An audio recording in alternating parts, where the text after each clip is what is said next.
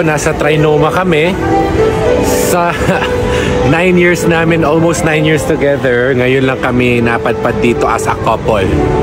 Kasi hindi kami nagagawi talaga ng Quezon City dahil pakalayo siya from Pasay. Para sa akin kasi ang mga day off namin masyadong maiiksi para ibiyahe. Meron pa pa naman dyan. Meron pa ako dito, para... Ayoko na mayo.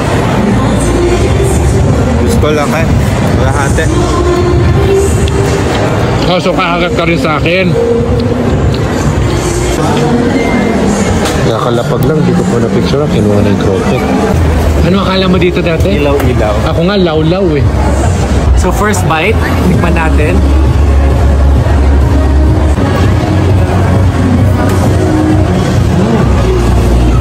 Ano ba sa yogurt?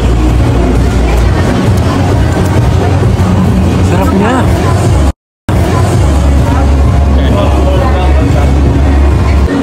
Masarap yung yogurt niya, yung base niya.